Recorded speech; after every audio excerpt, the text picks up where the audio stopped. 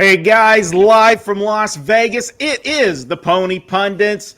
It is Friday, September 12th. I'm Marco D'Angelo, and I am joined in studio once again with my partner in crime.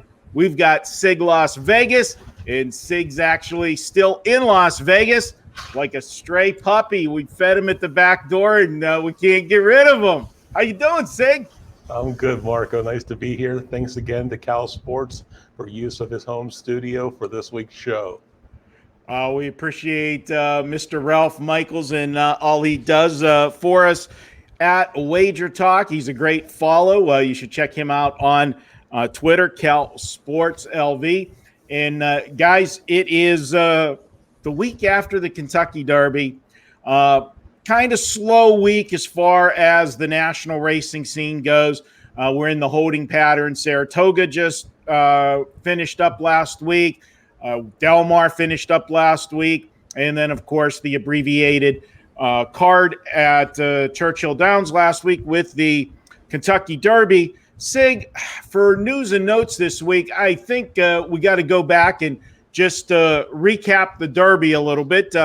Not a good Derby for us. The 9-horse running third was the killer to all of my tries and exactas. And really for me, I mean, we all had Tis the Law, on our tickets, but I did use other horses with them. And one of those horses that I had, Honor AP, I'm still trying to figure out what was the game plan with Mike Smith in that one. He broke slowly out of the gate and then was immediately taken back to next to last the entire race, went wide the entire race. And, in all other sports, baseball, football, we always look at advanced metrics, sabermetrics and different things. Well, one of the advanced metrics to look at in horse racing, a service called Preakness, they will track exactly how many feet a horse traveled in a race.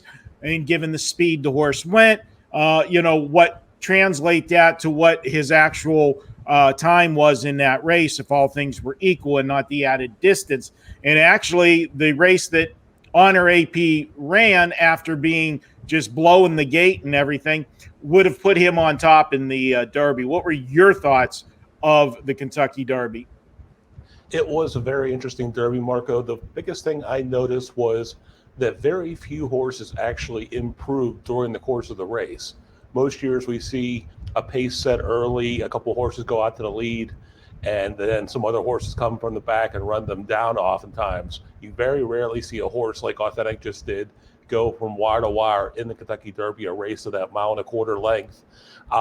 But the interesting thing was only a couple horses actually made dramatic improvements during the race, Honor AP being one of them after that bad start. And the other was Max Player, who came from 10th at the top of the stretch and finished 5th. So I know we were both kind of considering that horse with the barn change to Asmussen. He did what they expected him to do. Just nobody could get to Authentic. I mean, props to Bob Baffert for one hell of a training job. I did not think that horse had it in him to take them from start to finish. And then not only that, he had ran, I believe, the 6th fastest Kentucky Derby of all time. So props to Authentic. He was a champion on Saturday. For sure. And it's kind of ironic, SIG, when we look back. Bob Baffert, we always know he always has a big barn, a lot of bullets to fire as far as the 2- and 3-year-olds every year. And Authentic was one of those horses that got buzz early, then got put on the back burner because he got a little bit of a later start. You had all of the other horses that took the center stage, Nadal for him, Charlatan. These horses all went to the front of the class. Then we had the $3.6 million purchase horse, Cezanne, and that one never materialized really to be a serious Kentucky Derby horse. Uncle Chuck made some noise for a while, and then 1,000 Words wins, the shared belief and, gets into the Derby, yada, yada, yada. It comes down to it. When they went to the post, he had 2 going in for the Derby. 1,000 Words gets scratched in the post parade, acts up in the paddock, twirls, wheels, driver goes down, the jockey, horse hits the ground, and the second trainer, Jimmy Barnes, gets hurt, breaks a wrist or an arm, and situation they have to scratch him. That's a mandate. If a horse hits the ground, it's an automatic scratch, and that's what happened for him. So he's down to his last bullet in the chamber. It happened to be the very first bullet that was in the chamber, and lo and behold, the Silver Wonder does it again, wins a Kentucky Derby. So hats off to Bob Baffert and Authentic. Should be an interesting Preakness. We don't have the normal 2-week in between for the Preakness. They're going to get the full month to come back. So would expect to see a lot of the players. Honor AP, I haven't seen confirmed or not, but I don't think that's his favorable distance. I think this horse definitely likes more distance, and this being shorter than the Derby, I don't know that would be the route to go with him. I would look for something else for Honor AP, but I think you definitely are going to see the rematch between Authentic and Tiz the Law. I know Tiz the Law owners want to go there. Barkley Tag, I think he was leaning more to the pointing towards the Breeders' Cup, but as the owner said when asked who makes the final decision, and he said the owner owns the horse. That's all you need to know. So moving along this week, I know you've always been doing Saratoga. Now that's done. You've got this abbreviated meet at Kentucky Downs. You're covering that this week. Tell the viewers about Kentucky Downs and what's unique about that, and that's where we're going to be heading for the race of the day today as well. Right. Kentucky Downs is in southern Kentucky, near the Tennessee border. It's a great little track. It's not an oval. It's actually more of a kidney-shaped track, more of the European style. It's all turf racing. Basically, you get a bunch of really great horses sent there because there's a bunch of really big purses. I mean, they're giving away over $12 million over the course of just 6 racing days with a ton of stakes races, all the best jockeys flying in. It's great racing, and the thing is, you find this with turf racing in general, a lot of long shots hit. We've seen pick 5 payouts anywhere from $3,000 to $4,000 up to $20,000 to $30,000 just over the past week at Kentucky Downs. That's just insane with that. And they're getting all full fields. It's not like this past meet this summer, the early meet with Santa Anita, they were getting 5 and 6 horse fields, and then you get a scratch here or there, and all of a sudden it's a 4 or 5 horse field. And that's not fun with, racing. But when you get those full fields, it makes it tough on the races where you're going pick 4s and pick 5s, because you can't afford to go too deep, but they're so competitive, as you say, with turf racing. If you got a horse that's sitting dead last in a turf race, don't panic. Okay, you'll see a lot of closers come flying at the end in turf racing, and most of the time you really don't want to be on the front end in a turf race. But it's been fun watching that. And then after this, what track are you going to be heading to for your daily coverage? I will most likely be at Belmont for the 2 weeks between the end of Kentucky Downs and the start of the Keeneland October meet. I could do Churchill, but we'll see basically how everything shakes out. It could be Belmont, could be Churchill, could be both for that 2-week period. Yeah, it'll be some fun times. And then we all know, Keeneland. Now, I don't know, Saratoga or Keeneland, which one's your favorite? Oh, Keeneland. Keeneland? Okay. All right. Sounds good.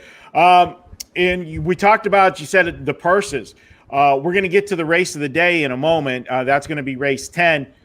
That's $1 million purse. The other 3 races that we're going to do this week on the late pick 4 at Kentucky Downs, I mean, you talk about, big money. There's 2 races that are going for $500,000 each.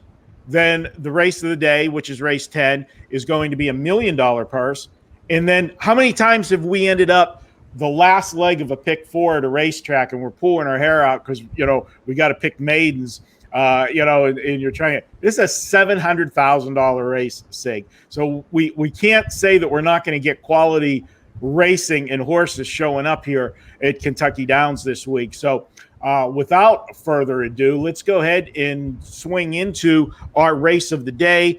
We go deep into this race. We'll talk about each horse in the field. This is the Kentucky Turf Cup Stakes, and it is race 10.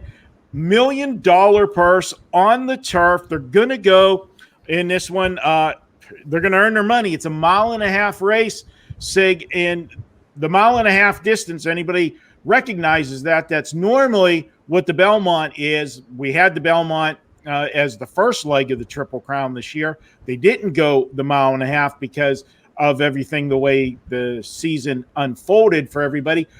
Horses generally don't race too many times at a 1.5 mile, so it takes a special horse to do that. We do see more of this in the turf races, especially over in Europe. They like their turf racing. They like the long races, but we don't see so much of it here. Sig, whenever you look at a race like this, is there anything you do differently when you start to handicap a distance that is not something that's a normal distance? Well, the first thing I do is I always look at the past performances for horses that have gone this distance or longer in the past to see how they performed. Just because a horse has run the 1.5 mile doesn't mean that they ran a good 1.5 mile or they actually finished well in a 1.5 mile. So you want to take a look and see how they performed at that distance, how recently they've run that distance, and then I go back and look at the workouts to see if they hadn't been running that distance, if the trainer's been working on building stamina and going longer with that horse in order to get a gauge how they're going to perform or how they should perform with the handicap of the race. Yeah, we've got a full field here in this 10th race in a bunch of alternates if they get in, also eligibles. But we will just concentrate on the 12 that'll be in the main gate. And let's go ahead and start it off. Number 1, Changi at 50-1. And this is something you and I were talking about it last night, where have you ever seen so many races where the morning line is filled with 30 and 50-1 shots? You just don't see that on a normal basis. Whoever does the morning line at Kentucky Downs, they're not shy about saying what they think about the horses and putting those big, long shots. And sometimes tracks, and if you remember earlier in the year, we talked with our good buddy Jeff Ziddick, a track announcer at the Meadows here in Pennsylvania, and he talked about how the morning line is set. Some places actually have, maybe the track announcer does it for the program, the morning line. They use algorithms, computer programs that do it. And generally, the tracks don't like to see a race that has an odds-on favorite in it, and then you don't want to see it also with a race filled with 50-1 shots. So you really, sometimes they put limits on the ceiling and the floor where they go with the numbers, but they don't seem to do that at Kentucky Downs, at least not on the ceiling on how high they'll go with the horses. And Changi, can you say anything good about this one? No, not really. I mean, he's tried this 1.5 mile twice in his career. He faded in both attempts, and he basically hasn't shown me that he's run fast enough to compete with this field in here. This horse is a toss for me, Marco. Yeah, I look at him and he's basically a plotter. Sometimes, a plotter can hang around in a race, but given the fact that he has shown that he is backed up when he's been in this distance, he is a pitch for me.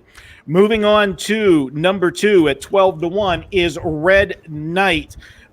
This horse is a Bill Mott horse, and I got to point out, Sig, they're going 1.5 mile off of a long layoff. This is a little bit uncharacteristic to me for Bill Mott to be in a big race like this out of the gate. I would have thought with $1 million purse on the horizon, and this horse hadn't raced since January, would have tried to find somewhere along the line to get a race into him. Now, I know, you're going to train him up and try to get him ready, but we look at the history of Bill Mott. When he's raced a horse off of a 6-month or more layoff, he's only won 7% of the time.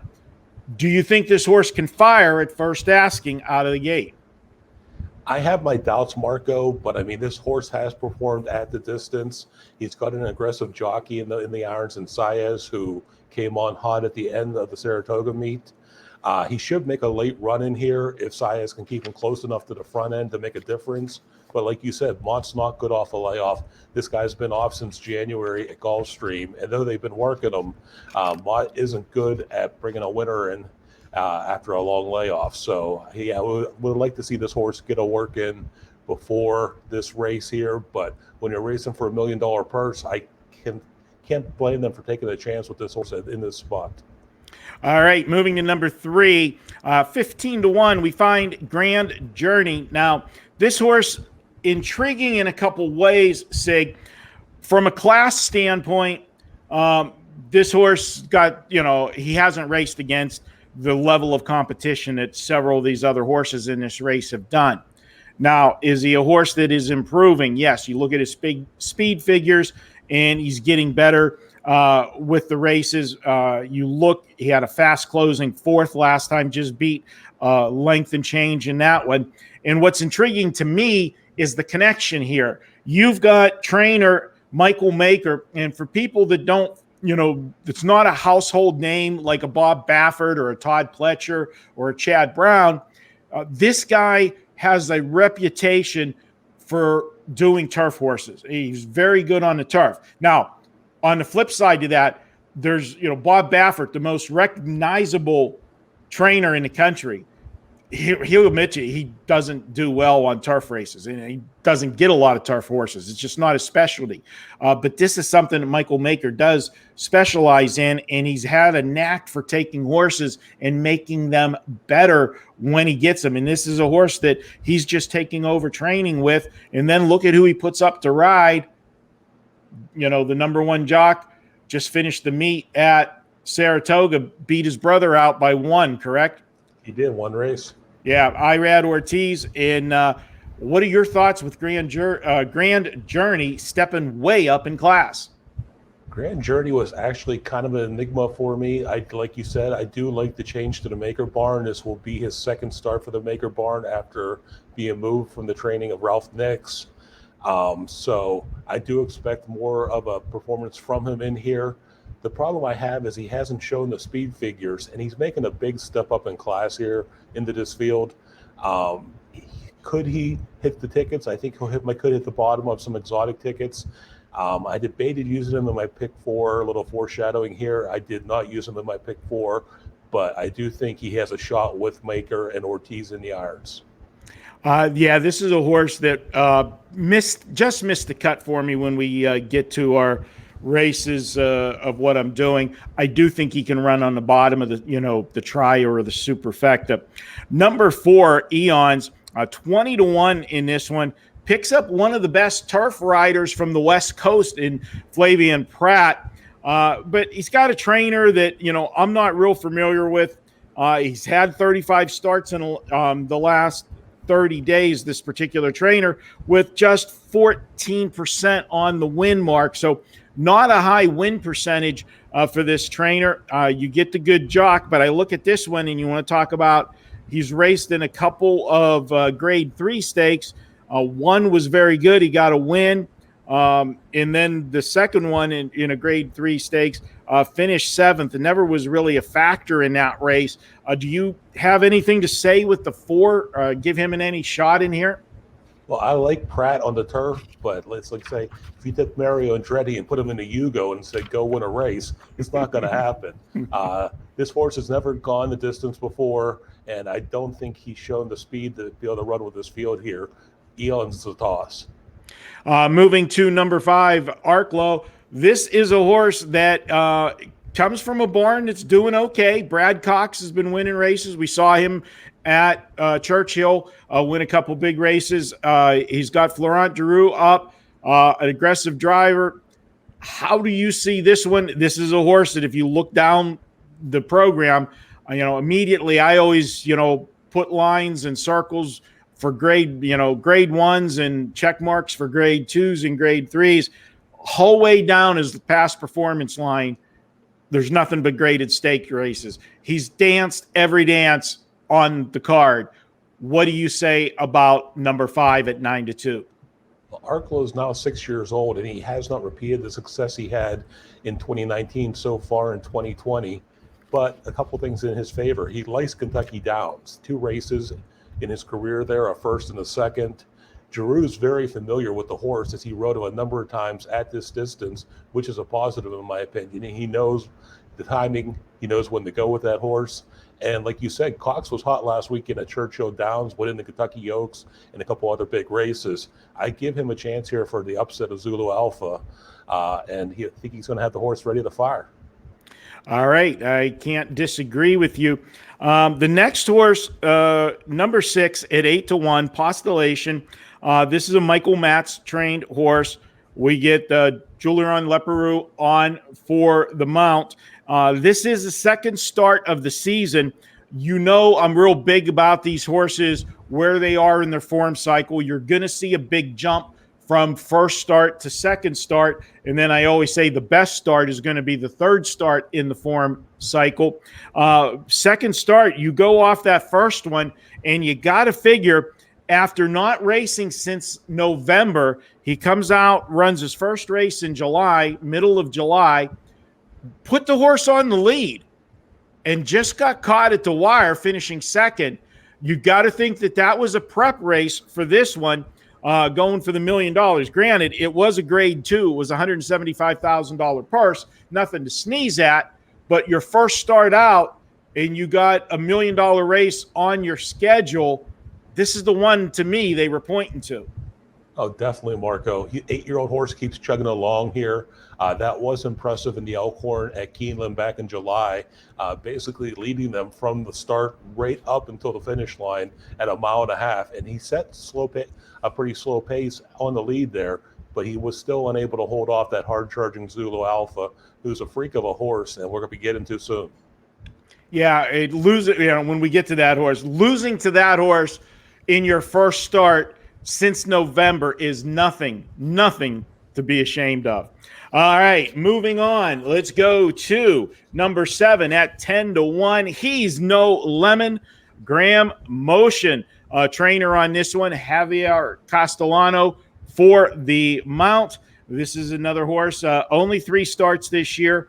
That last one was the third start of the form cycle, coming off the layoff. And guess what? It was a win. Can he duplicate that here against this field? You look down the card, and I don't have a lot of check marks for graded stakes in this horse's past, but he has the past 2 races. Well, Marco, as they say about a car sometimes, I mean, he might be a lemon. Not that the horse is a bad horse. He's a 4-year-old. He's a gelding. He did win last month at Saratoga. Same connections, Castellano in the irons. But he faced many of these same horses he's going to see on Saturday in July at Keeneland in the Elkhorn, and he finished 8th in there. I don't think he's a factor in here. He's no lemon is a toss for me. Yeah, I agree with you. SIG, number 8's at 30-1. I'm going to let you go ahead and take a shot at the name on this one. I'm going to say Bundy Bunnan. Well, let's just call him Bundy, okay? And 30-1. This is a horse that I look down. I have only 2 check marks in his past performance as far as stake races go. That was a grade 2 back in March. Got away out of the post 12, 10th, and basically ran 10th the entire race. Never made up any ground. Not impressed with that one. His other grade 3 stakes, you got to go all the way back to July of 2019. And he did get a fast closing 4th, only beaten 2 lengths.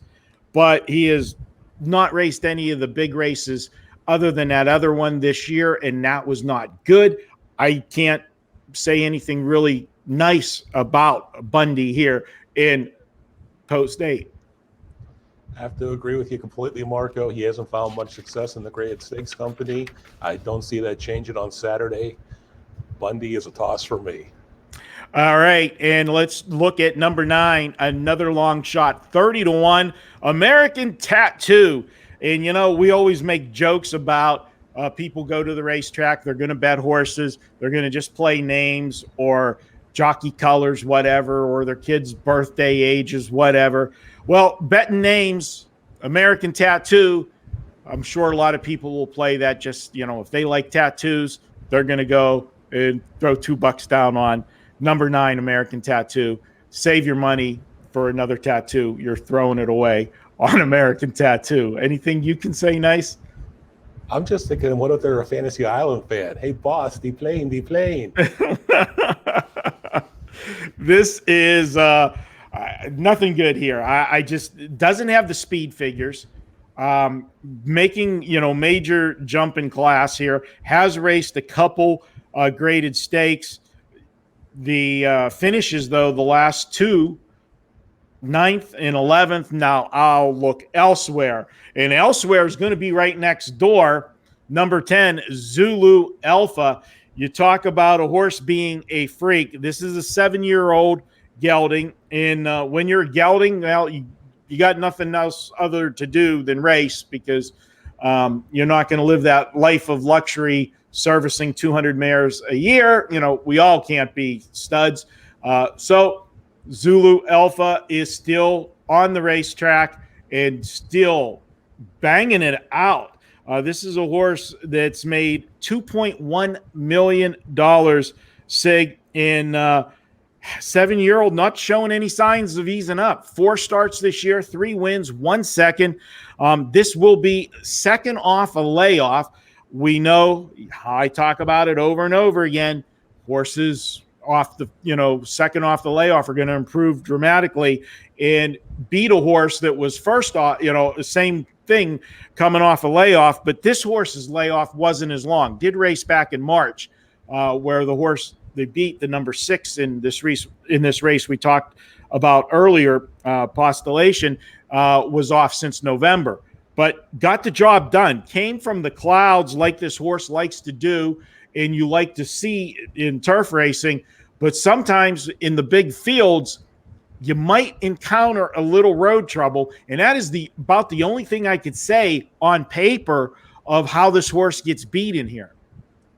I can't disagree with you, Marco. I mean, Tyler Gaffleone's been on for the past number of trips. He seems to know exactly when to time, and he was running very well at Saratoga on the turf.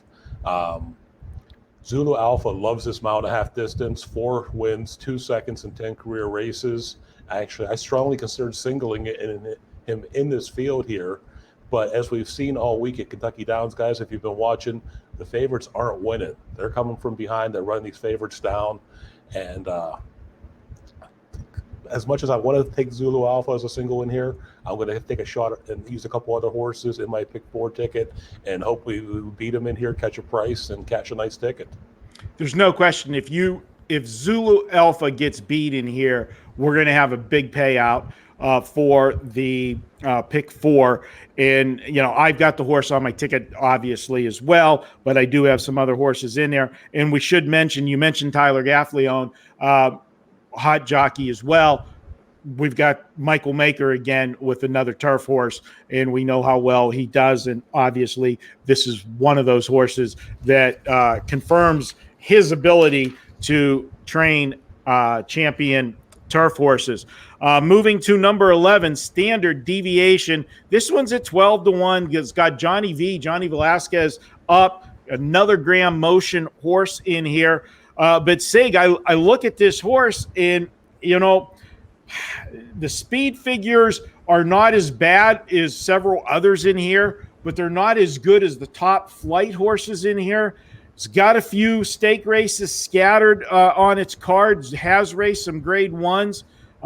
But the best that when I look down at these grade 1s, did finish 3rd in a grade 1 last November, and then had a grade 1 this year, but that was not here. That was overseas, finished 2nd.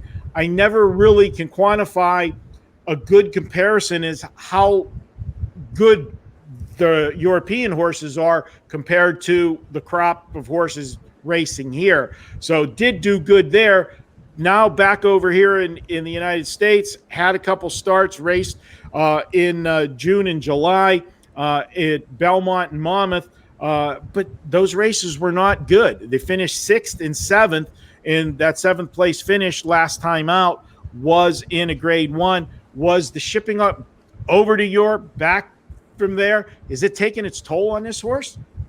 I'm not sure if it was the ship to Qatar or not that made the biggest difference in this horse, but the biggest thing that jumped out at me is that this horse was, before they sent him over to Qatar, was in the barn of Chad Brown, who's had tremendous success over the years with turf horses. When they brought him back to the U.S., he went to the barn of Graham Motion, who's a good turf trainer, but this horse has not experienced any success. And one of the things I noticed, and I pointed out on the show before, is Chad Brown had been a magician basically for years on the turf, both in the New York circuit, Keeneland. He runs them out on the West Coast. He runs them at Gulfstream. And when he puts a horse on the turf, you have to pay attention usually. I didn't notice it that much this summer at Saratoga. Yes, Brown was in the top of the trainer standings battling Pletcher all year long, but I think that was more because of the vast number of horses he has in his barn, as opposed to great training jobs. Because some of these, even last weekend at Saratoga, in one of the biggest turf races of the summer, the Brown horses, I believe, ran 5th and 6th in a 7-horse field. You just don't see that. I'm not sure if he's lost something or if something's changed, but this horse hasn't been the same since he went to the Motion barn after Qatar, and he's a toss for me until he can show he can return back to that form last year. Going down to the last horse we're going to talk about, number 12, Hierarchy. This is a horse trained by Joe Sharp. Corey Lannery is the jockey. Now, Corey Lannery might not be a household name to a lot of people, but this is a guy that races on the Kentucky circuit, does very well, and he's somebody that I have no problem with on a horse. He's got a horse that's in good form. You look at the last 2 starts. One was at Churchill Downs. The other one was at Ellis Park, both in Kentucky, obviously, and got a win in a second. The horse has that big closing kick that we talk about, and based on where his post position is and based where Zulu Alpha's post position is, this is a horse that's probably going to just tie himself to the bumper of Zulu Alpha and follow that one around the racetrack. And we could see a stretch duel between 2 dynamite closers shaping up later, especially if we get an honest, fast pace up front. Going to be setting up for these 2. I could see that possibly happening to Marco, but number one, this gelding has not gone this far ever in his career. And like you just said, he was running allowance races at Churchill in the spring and finding some success. But there's a big difference going from a 62.5 allowance to $1 million graded stakes race here. And he doesn't face this class of horses. Hierarchy is a toss for me. All right. The one thing that I will say, and I granted the class, he hasn't done it yet, but I am getting a horse going in the right direction. And if you look at the last 2 speed figures, those 2 speed figures put him on par with the top horses in here. Now, getting a good speed figure against softer competition is easier to do, but again, I would rather have a horse that's on the way up than on the way down. SIG, that pretty much covers the race of the day. There are like 4 horses that are also eligibles. If one of those horses get into this race, and it takes one of our horses out, that it forces a change on our tickets, we will tweet them tomorrow, and we'll tweet them early. We always tweet our pick 4 out a few races before it goes. But if there are changes that involve our pick 4 ticket, we'll get that out earlier tomorrow for everybody on Twitter. So be sure to follow us on Twitter, and you won't miss any of our updates that we have. SIG, always a good follow on Twitter, and you can follow SIG on Twitter. And don't forget, you can always get SIG's daily race cards for just $9. Check that out for SIG. And also, guys, his Twitter is at SIG Las Vegas. Of course, my Twitter is Marco in Las Vegas. Check both of us out on that. SIG, it's time to go to our pick 4s. And the pick 4 starts with race 8. what I'll do is we'll run through our picks. I'll have the what we have up on the screen so that you will be able to write them down. Race 8 is a $500,000 purse. How deep are you going in this one? And tell us about your top horse. Well, Marco, as we talked about Kentucky Downs, these big fields and the turf racing, anything can happen. Don't have a problem this week, guys, playing a bigger ticket. Both Marco and I are playing a little bigger ticket than we normally do for the pick fours. But as we've seen from the returns on these pick fours and these pick fives this week at Kentucky Downs, if you do catch the right horse in the right race and you have the right long shot, you can be rewarded. I actually had this single here to narrow my ticket down. I went so wide later in the later races. I'm going with another called Zulu Alpha freak. This horse, Kamari, is a freak. She can beat you on the dirt or she can beat you on the grass. Either way, she's kicking your ass. Has a stakes win on both surfaces, has been working lights out. She took the trip to Ascot twice, which is where the best European horses race every spring, and she's come up short just both times, but she's basically raced with some really, really talented turf horses over in Europe. I'll basically pin my hopes on her. She's my single win here. I cannot disagree, and I have the 11 in here as my top choice also, but I do have a second horse in here. And SIG, I had to go too deep in here. My only concern and why I didn't single Kamari is I'm worried about she raced one race at Oaklawn Park, then went over to Royal Ascot and come back. It's a lot of travel and hasn't had a race since then. I wish would have had one race, get acclimated. Only 2 starts on the season. That's my only concern. Does she get a little bit leggy late and just, come up short? She is the horse to beat. I cannot disagree with that. I went too deep in this one. I also used number 8 in this race. This is a horse I know is a horse that you liked a lot in the past, and kind of, there's no way to sugarcoat it. You got the donkey kicked, right in the midsection, a little lower with this one a couple times, come up just a tad short. But I don't want it to be the day that got storms home with the victory. And, I don't want to knock you out of a race, but, if it happens, it's going to be Got Stormy. Hey, if Got Stormy rains on my parade on tomorrow, then, hey, so be it. All right. Moving to race number 9, another $500,000 purse. Kentucky Downs Juvenile Turf Sprint, 6.5 furlongs. How deep are you going here, SIG? And I'm going to start putting up your pick 4 numbers.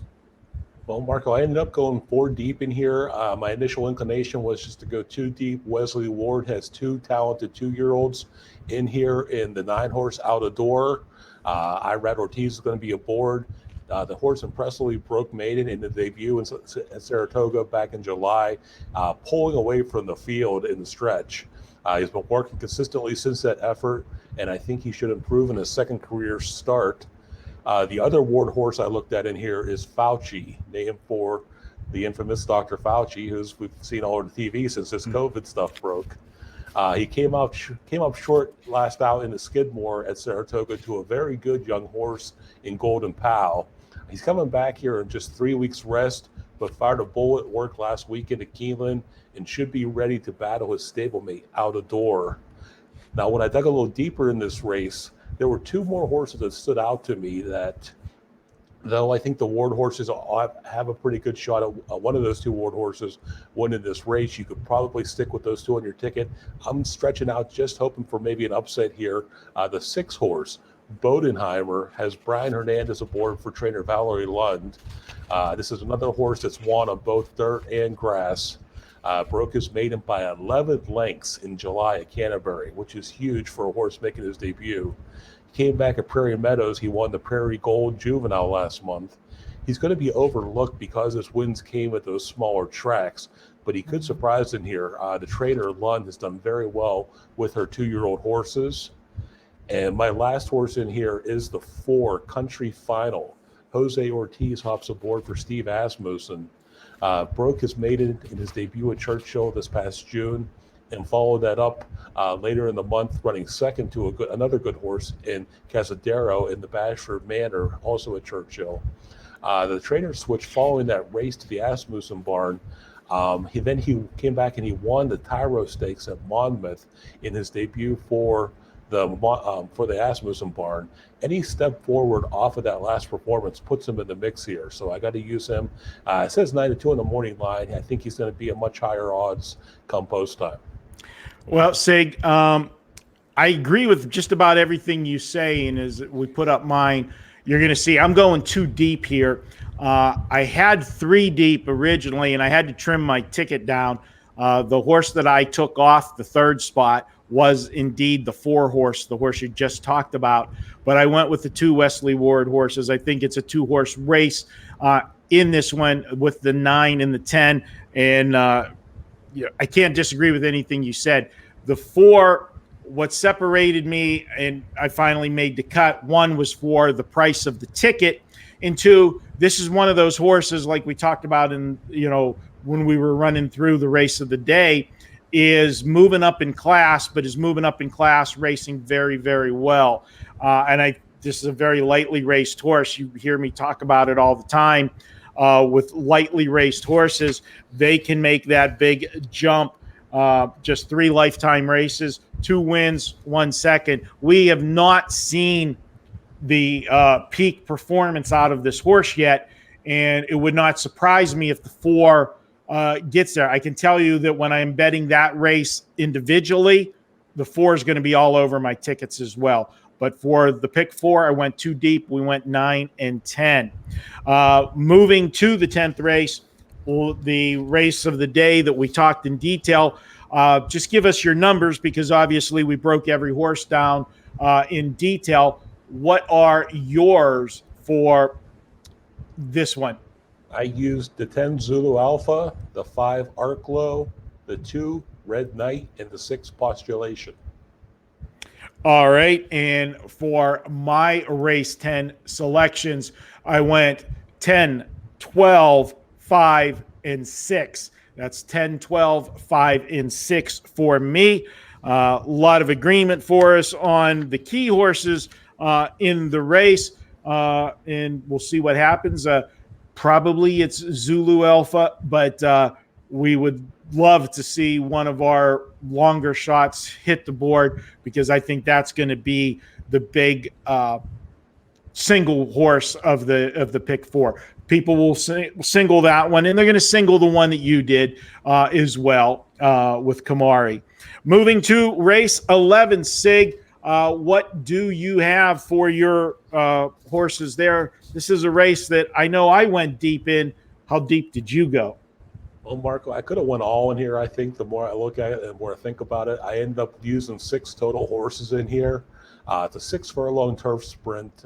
We know anything can happen in those races, and it's a pretty evenly matched field. I landed on the 12, Bound for Nowhere, on top. He's 5-1 in your morning line. Julio Garcia is riding for Wesley Ward. He's making his 2nd start off a 4-month layoff. He tried to wire the field in the Shakertown, but was caught in the wire at Keeneland.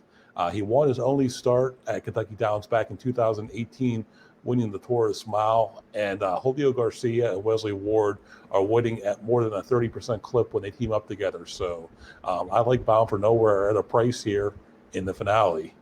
Like I said, though, this was a very even field. I did use a couple other horses. I used the 6, Kathaka, Jose Ortiz for Grand Motion. He's definitely your best closer in the field. The thing is, he hasn't won a race since May of 2018. But since he's changed barns to the Motion barn, he seems to have improved off of that change. He just missed in June at Belmont in the Jaipur to the very talented Alexandra. He should get a great setup with Jose Ortiz in the irons and could make a big closing run here. I used the 4 Totally Boss, 9-2 on your morning line. I got Florent Giroux riding for Rusty Arnold. He was pulled up in his 2020 debut at Churchill, but he came back into Shakertown and just missed when he was flying down the stretch. He was the winner of this race last year, so defending champion, and Drew rode him for that race last year. He's working well, and Florent Giroux's winning almost a quarter of his mounts in the past month, so I'm definitely used to Totally Boss on the ticket. The 2 Stubbins was intriguing to me. I've been watching this horse for a while. Joe El Rosario's in the irons for trainer Doug O'Neill. He hasn't won since he won the Woodford at Keeneland last October, but he lost his last 3 races by less than a total of 6 combined lengths. So he's there at the wire every single race. We all know, or at least we all know, that my opinion is that Rosario is the best jockey when it comes to timing that big closing run, and he was aboard this colt for his last win. So I think he knows the horse pretty well. I like him at a price to close out the ticket. A couple more on here. I did use the 3 front run the Fed. Javier Castellanos riding for Chad Brown. Like I said earlier in the show, the Chad Brown magic seems to have lost some of his luster. But this colt did win his last start at Belmont in July. And like I said, he's working well. I'm not going to let Chad Brown on the turf kill my ticket. And the last horse I used was the 9 Imprimis. Irad Ortiz is hopping on for trainer Joseph Orseno. He crossed the finish line first in the Troy at Saratoga last month before being DQ'd the 3rd. A repeat performance of that win can win this race, and I think having Irad back in the irons for the first time since 2018 on this horse is a very good sign. He doesn't ride junk. I think this horse is ready to fire. All right. I just want to give a shout out to Shears Man. He is joining us in the live chat. He got to the table late, got to the track late here. He missed a couple of the first races. He's asking what race we're on. That is SIG's pick 4. You see it on the screen right now. It is a $48 ticket, and SIG is going in race 8 with number 11, in race 9, 10, 6, 4, in race number 10, the feature race of the day, 10, 5, 2, 6, and in the final leg of the late pick 4, that is race 11, 12, 6, 4, 2, 3, and 9 for SIG's pick 4. For my pick 4, it is up there. Talking the last race, I'll just talk about my top couple horses. This is a race that I went deep as well. I put the 4 on top, Totally Boss. This is a horse, 3rd start off the layoff. You know how I feel about that in the form cycle. And if you look at that form cycle, first start was back in May, and that was after the horse had not raced since November. They raced in the end of May, just took the horse around the track, just an even ride. The horse got away 7th, was sitting 8th then, and then finished 8th. No real movement in that race. It was an allowance race. But then in his second start, we always talk about these horses make a big jump from first start to second start off the layoff, and that was in a grade 2 stake race, $150,000 race, and the horse raced huge, come flying at the end, finished second at odds of 7-1, second by a head. I look for improvement off of that one on the 3rd start off the layoff, and if you look at the speed figure, that speed figure puts him right there in this race, and it was a huge jump from the first speed figure. And you go back to last year when this horse was in peak form and got some of the best speed figures in the race. So that is my top choice. My second choice in here is the 2 horse. I'll read my numbers here, 4, 2, 3, 6, 9, and 12 as we have it up on the screen. And number 2 is Stubbins. And I like this horse. This horse, as you alluded to, is always there at the end, always trying. The horse is a horse that races mid-pack and then makes that close. Now, there's good and bad with that. Being mid-pack, a lot of times you say, well, you don't have as much ground to make up. You don't. But a lot of times this horse finds himself down at the inside and looking for somewhere to get out late, where a horse that's last, comes from way back, got a lot more maneuvering. You can move wherever you want because there's not horses in front of you and behind you.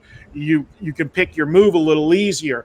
But I will say this, with Joel Rosario up, you go back and look when he rode this horse before.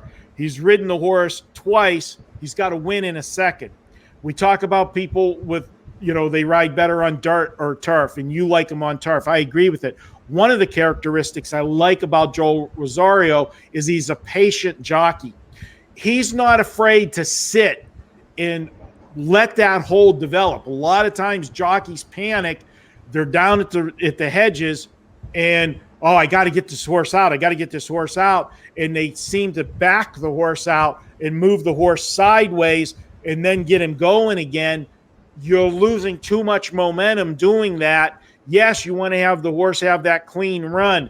But a lot of times if you just wait a few more seconds and stay inside, something's going to open up, and he's not afraid to go through a small hole. And that's what you need a lot of times to get up in a turf race. And I like Stubbins. This is a horse that always is there at the end. And the last one I'll talk about is the number 3 horse, Front Run the Fed. This is a Chad Brown horse. This is a horse third off the layoff. Second off the layoff was an impressive win. It was an allowance race, so making a jump in class for sure. But I think this is a horse that's heading in the right direction. And look at those speed figures. I got to go ahead and put this horse on my ticket. As I said, I think this is the most competitive race on the card of the pick 4. I went 6 deep. And, if we get, just 1 or 2 decent prices home in this, and as we said, if somehow Zulu Alpha gets beat, we're talking balloons for a payoff. So $48 investment here, I think, is a good way to go with this ticket. And I don't know, Sig, maybe we'll put together a little bigger ticket tomorrow, just combine a couple of the races that we each had a different horse in and get a little deeper coverage in this one, because I have a feeling it's going to be another one of those big payouts tomorrow.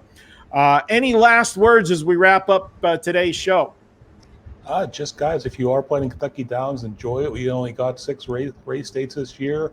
It's a fun track. It's a nice one-off from what we normally see on the ovals and with the dirt racing. So big fields, big payouts. Let's make some money this weekend. Yeah, and guys, check out my sports packages available at Wager Talk. I will not be in action other than these Kentucky Downs races for Saturday with any horse action over the weekend. We've got football right now, and opening night last night, Kansas City Chiefs took care of business, defending Super Bowl champs. Excited about that. I've only released 1 football play so far. It was an easy winner for my clients. We'll have baseball, football, basketball, maybe even some hockey over the weekend. So be sure to check out everything over at wagertalk.com. For Sig Las Vegas, follow him on Twitter at Sig Las Vegas. Also, follow me on Twitter at Marco in Las Vegas. Till next week, this has been the Pony Pundits. Hope all of your photos and head bobs go the right way this weekend if you're playing the horses. I'll see you guys next week here on the Pony Pundits.